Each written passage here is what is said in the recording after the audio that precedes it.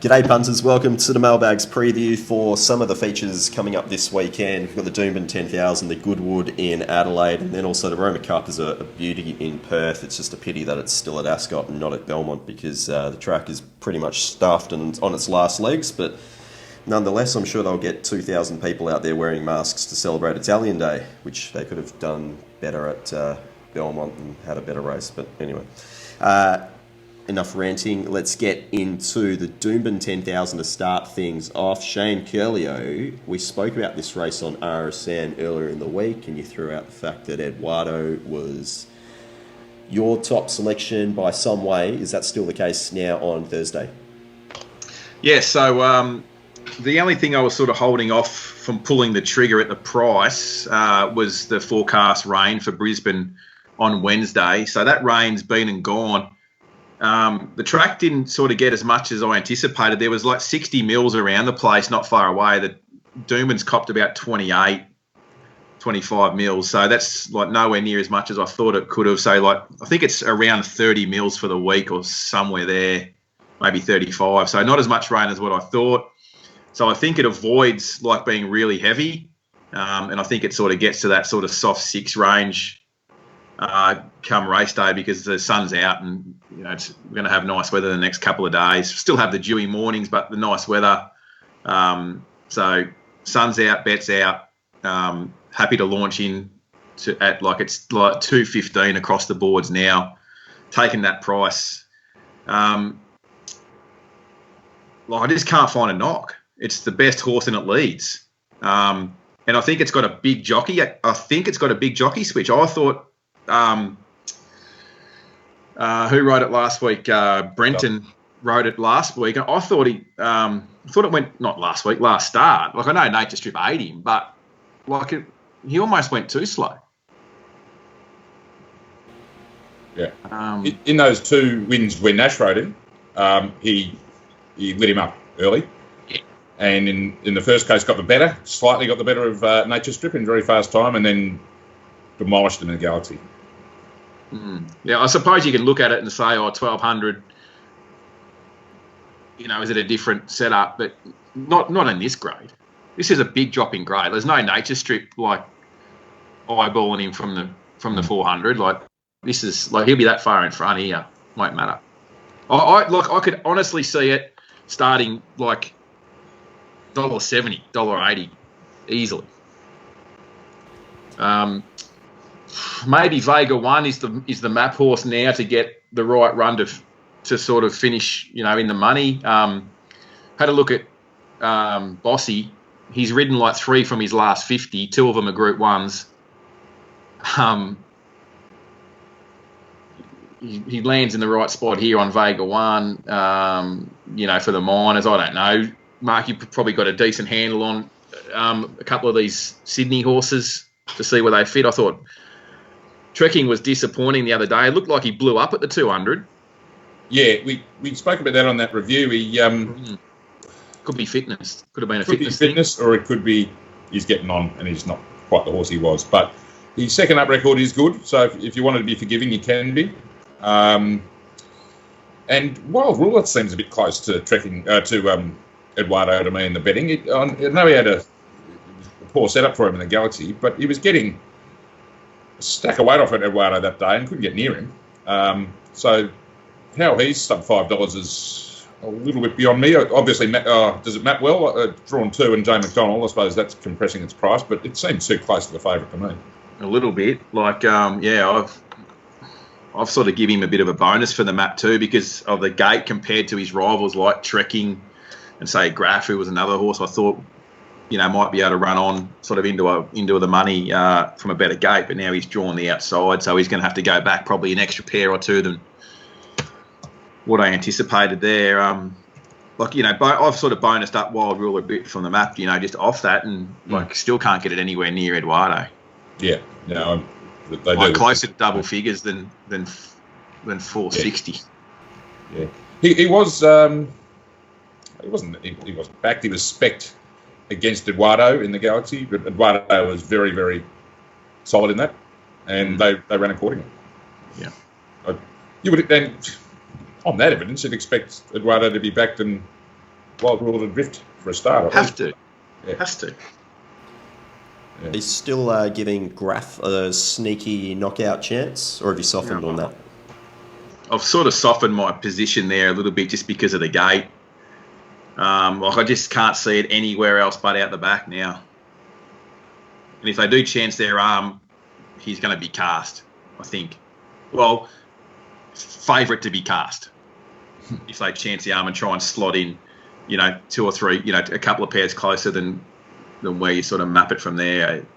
I mean, you've got a couple of horses that are probably none anyway with Kingswood, Dream and Harrovian at this trip, but he still can't. I don't think he can settle any further than, in front of them two. So I think he's cast from the gate. It's Doomben 1200's traditionally on pace anyway, isn't it? Leaders?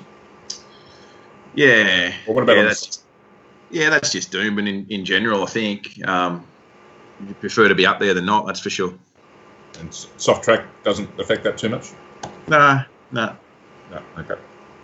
The leaders just find the right lane first. That's the thing. Oh, yeah. So, there's not a lot to sort of talk about this race. It's sort of, the juice has come out of it. I think the favourite leads and wins, and it's a matter of what price at SPs. Almost too obvious. Well, it is. But if Eduardo gets rolled, I'll probably lose for the day because that'll be at this. I've got it a massive overlay and bet up. So, right. Good best horse, good jock switch, leader. What other boxes do you need to tick at Doomben? Yeah, it's just, does he have an off day or not? That's simple as that. Well, I'll tell you what, the trainer certainly won't be talking it down. Geez, he can spruik one. Oh, doesn't he? He does it every time, yeah. Back to Terra Vista and, WSB. Yeah. Or WBS, sorry. Yeah. World's best sprinter. Anyway, there it is. 215 across the boards. It's a bet. All right. I will say, and we touched on this in one of the Sydney shows, we're trying to, between me and Pete and Rob and Mark Sheen, trying to get a head round. I mean, this is a different Eduardo, this prep. And he did have the stable change. He came to Joe Pride sort of halfway through the winter spring prep last time, and this is the first time he's gone out for a spell with Joe Pride and come back under his care. Yeah. And the improvement has been remarkable. He was always a good quality sprinter with the original camp, but this is proper Group 1 stuff now. Indeed. Probably not a bad segue into the Group 1 at Morfettville as well, because I think it's fair to say that G3 has done similar, sort of gone to a new level. Probably not as old. G3's only 5. Eduardo is a little bit older, isn't he? A 7-year-old. 7, yeah, nearly 8. But G3 certainly, in terms of what it was able to produce last preparation, I mean, 3rd in the Everest, won the Concord first up, defeating Nature Strip, Dirty Work, Ball of Muscle, basically went past them like they weren't there, and then won the Yes, defeating Hawkbury on her and Eduardo once more. It's got strong SP over Behemoth. It gets map advantage over Behemoth as well. And although there's been a little injury concern, it had a couple of bone chips removed. You just have to trust the trainer, don't you? The horse has won first up last 2 preparations, winning that race obviously in Sydney and then winning the Lightning this preparation before, beating Nature Strip on both occasions. That's just surely better than a lot of the rest of the field. And to be fair, I can't get Instant Celebrity with its map anywhere near $6.50. I think that clearly has to drift out, as does a lot of these other horses that are clearly just seemingly there for a bit of a runaround. What are you expecting the track to play like? Look, I'd be saying more even than anything. I've been doing a little bit of digging with the rail 4 metres, and potentially, if anything, it might be a little bit of rails and run inferior, but there's not a huge sample size over the last few years, so it's typical Adelaide though, isn't it? Just expect nothing. The consensus seemed to be last week that it was mad inside, but that was certainly not the case by the end of the meeting. Yeah, I think that's it. Quite often it's just more that, especially in those early races, some of the horses aren't that good. And so if you're finding the fastest way home or the shortest way home, you're probably going to be advantaged if you get the right run. So yeah. But in terms of the map, I mean, you've got Saboteur Excel leading. Camel Passer probably sits on the outside of it. Not sure what they're doing with dollar for dollar from that wide barrier, but imagine they'll try and roll forward and hopefully slot in if the tempo is genuine enough. But G3 basically just stalks them. Dirty Work might try and kick up, but he hasn't really shown that much early speed of late. Behemoth will sit on G3's back, I imagine, and they'll fight it out, but the rest of them back in the field, I can't see them giving a head start to either G3 or Behemoth and coming over the top of them. So instant celebrity. I know we were penning it last start, and it got probably the most blessed run you'll see coming up the inside. $6.50 looks well and truly short enough there. I read somewhere before last week that Philip Stokes was asked, is instant celebrity going as well as she was in the spring, and he bluntly said no. Yeah. There's a nice slope for it too. Well, I think that's fair to say. I mean, you have a look at the figures coming out of that race, the Sangster and slow race. The overall figure is pretty ordinary, to be honest. When you're having a look at a Group 1, and even when you have a look at the class, it hasn't exactly smashed that number either. So, anyway. It's beaten Subpoena to half length, who we thought 1200 was too short for it. She's a nice horse, but she's not a 1200 metre horse. And the other one, the thing that was back, ran last, just completely failed. So, yeah, it's getting a bit thin. I guess all I'm saying with this race is that I often think you can overthink a few of these races. And for me, G3 is either, say, a $2.20 chance, and you're getting $3.30 to find out if the horse is back near his best, or he's millions and he's not winning. So I'm happy to trust the trainer. I don't think Jay Collett's flying across just to keep Rob Scurry company. So I wonder if they visit the Barossa together or something. You never know. Never know where Scurry's going to pop up post race 8. Exactly right.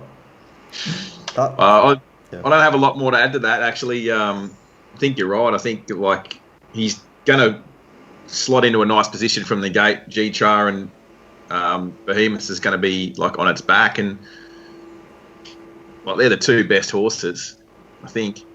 Yeah. I think your approach is right, Pete, in that if you decide to start from, if your starting point was that G-Trar's got issues and is not going to win, you're making it a much longer and torturous process for yourself, I think.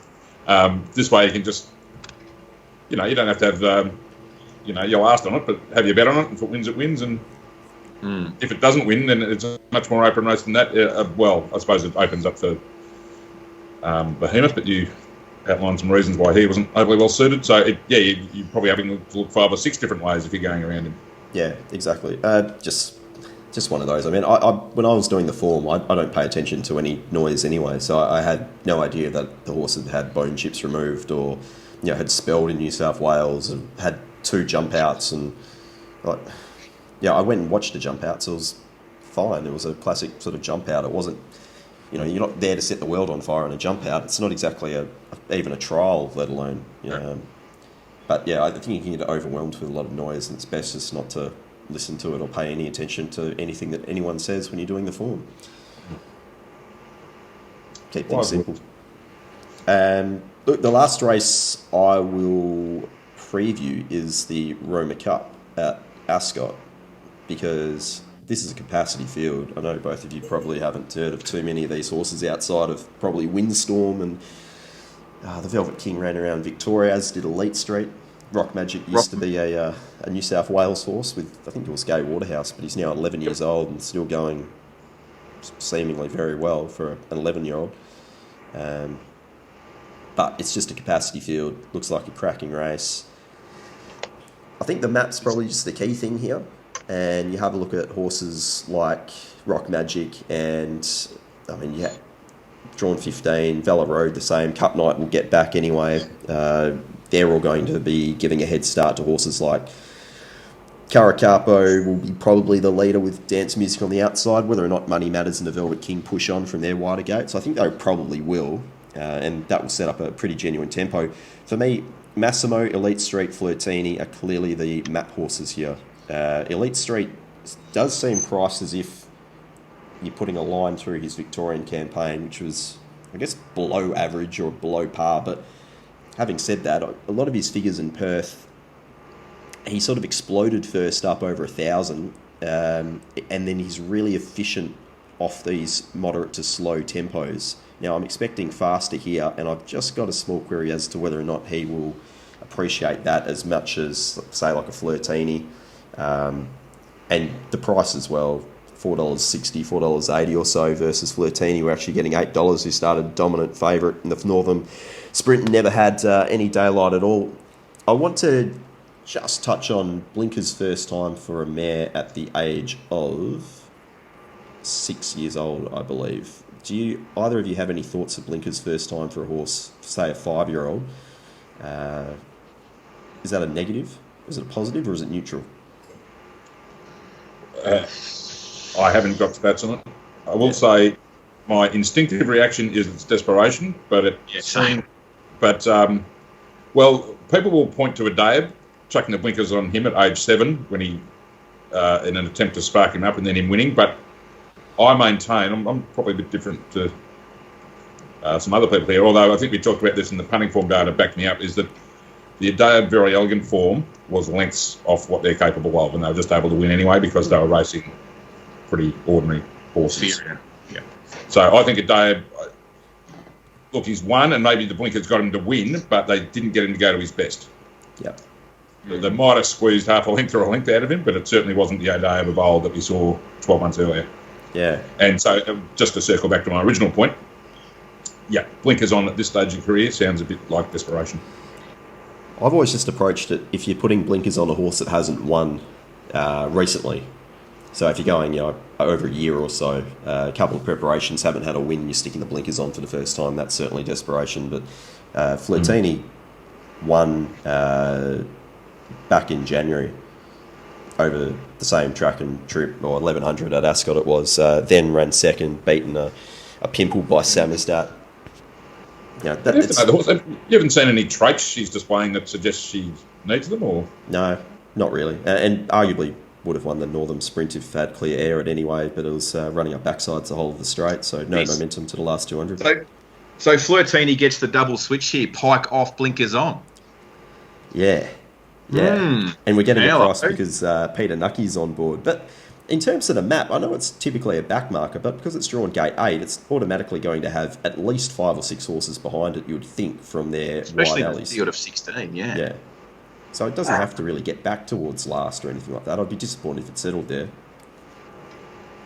Yeah, the old double switch, eh? Yeah. Just a better price. We haven't even mentioned Windstorm. I thought the trial was okay. He can be a bit of a difficult horse in transit, though. He'll probably do something wrong. Might loom as the winner at one point, but I still think he'll be a little bit more efficient over a touch further than 1200. So I'm not sure he's completely wound up. He's probably going to be targeting, say, the Belmont Sprint and probably the Hyperion as well. What's barrier 1 mean for him? He will, at best, I imagine, be settling worse in midfield. So buried more than likely. Yeah. Very luck.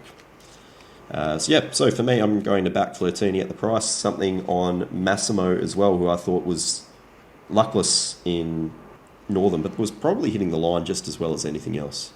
And getting, $8, $50 and $14 or so on both of those. So I'm more than happy to play there. He's been one of ours on the service too, going back, hasn't he, Massimo? Yeah, I think most of these have. They're all good horses. I mean, we haven't even mentioned Free Trade, Cup Night. Unitime went forward last start, but goes back here, but ran really well in the Railway Stakes. So a lot of these horses on their best are more than capable of figuring here. Dance Music, I thought, actually trialled really well, but just not sure the 1200 is going to be as suitable as maybe a little bit further. And priced as if that trial was good already, so around that $14 mark.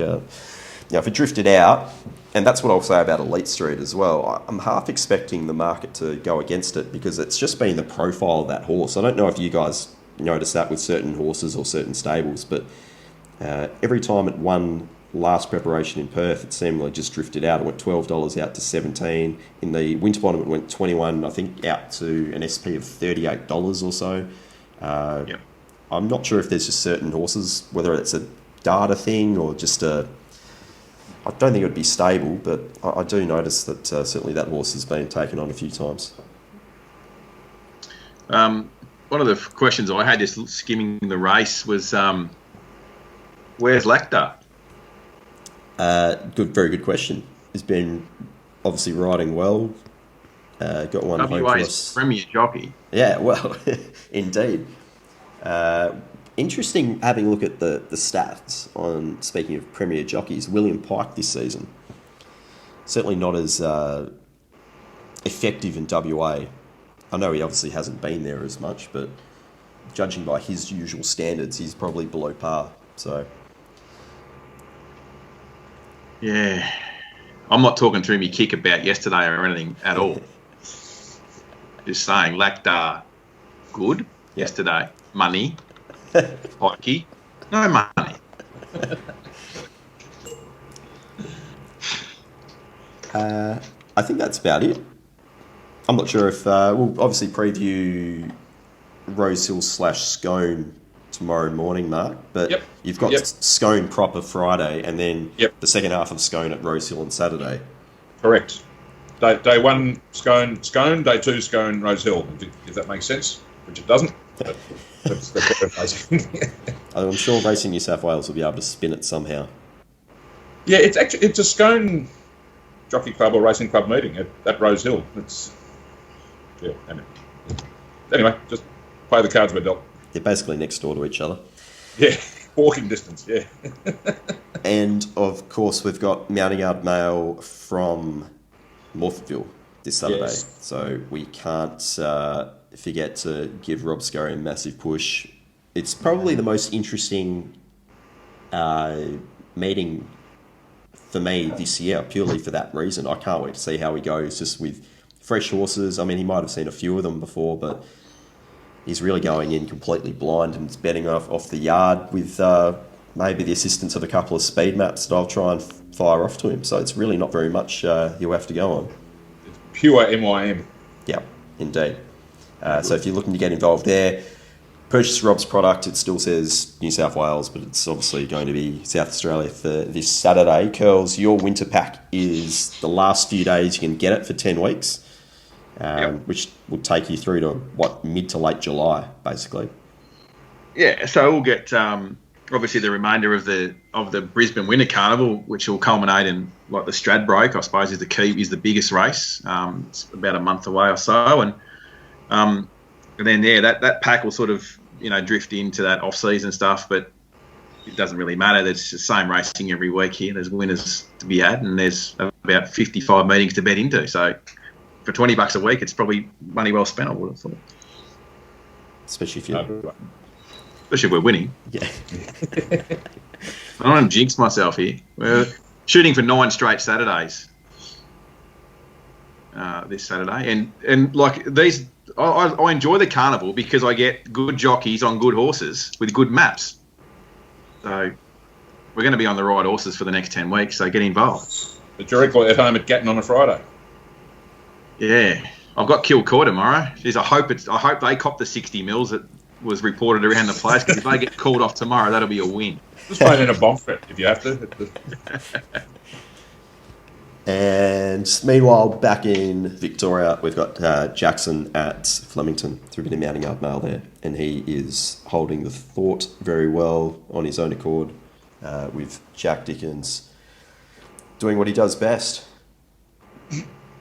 Siren champions. I was going to say cleaning up shit, but that's probably harsh. A bit harsh. Australia's leading second season sire. Hey, that's enough of that talk. You might be co-hosting a show with Richard Haynes. Someone promote the sport, for God's sake. Someone promote the sport. Only if you don't like gambling, but that's all right, Kells. You've often mentioned the fact that they'll be running for ribbons one day. It might be sooner rather than later if PVL gets his way. Who knows? All right, guys, thanks very much. Mark, I'll speak to you tomorrow. We'll join Mark Sheen and preview the Rosehill Scone meeting. And Curls, I'll see you on Monday for a bit of deep diving.